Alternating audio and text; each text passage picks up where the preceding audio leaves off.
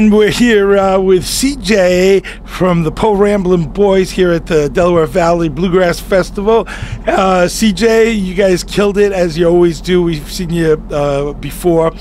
It was the Joe Val Festival. Yeah, we saw you there.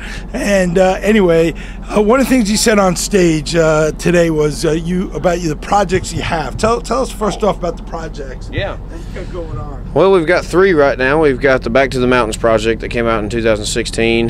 That's on Random Records. We've also got 2 projects on Sound Biscuit Records. One is a full gospel that just came out in June called God's Love is So Divine.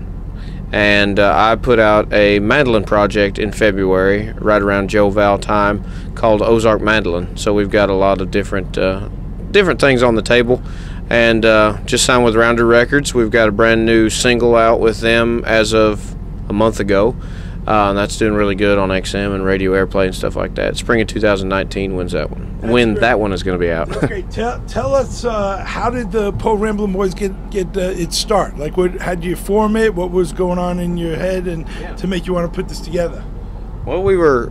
I was working down in a legal moonshine distillery. Those are a thing. Those are real in East Tennessee, and it's called Old Smoky Moonshine. And I was working as kind of like a sub musician. They have music there every day from 10 a.m. to 10 p.m.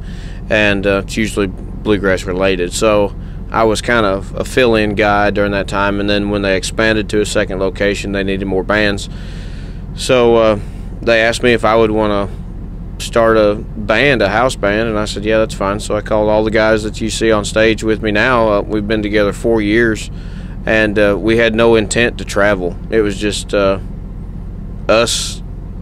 with a gig that we could go home and sleep in our own bed every night. So everything has almost been unintentional.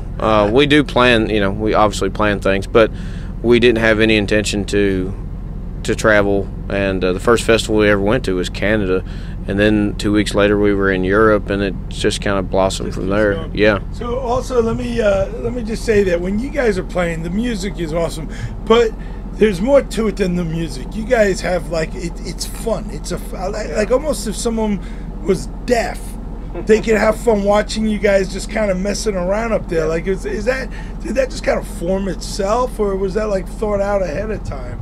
I think it's just our personality shining through. It's not anything planned. Today we were slightly tired. We overnighted it from Maine, but we still gave it all we had, and that's just something, a part of the show. A lot of people, the way the mics are arranged, that has a lot to do with it. So we plan that. Sing around one mic, have 2 on the side to where there's movement going back and forth. And movement is a huge part of that. We try and entertain just as much as we can. How can we find you? Like, you have YouTube channels and you have Facebook and all that? Yeah, we've got the website is www.theporamblinboys.com. That's P-O Ramblin without a G boys, theporamblinboys.com.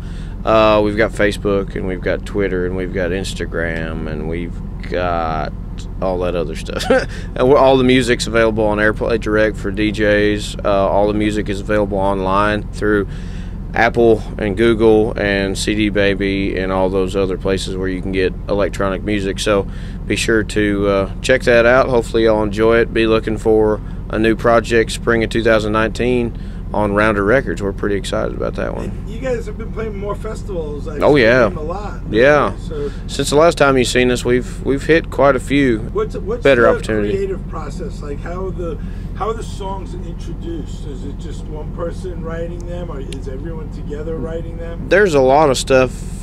Josh, the guitar player, he does a lot of songwriting.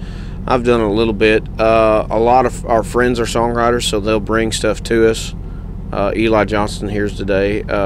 He works with Doyle Lawson, and we recorded one of his songs on Back to the Mountains, and we just got a lot of friends that write. So we gather up, and we want to record songs that our friends write. Yeah. For one, to help them out.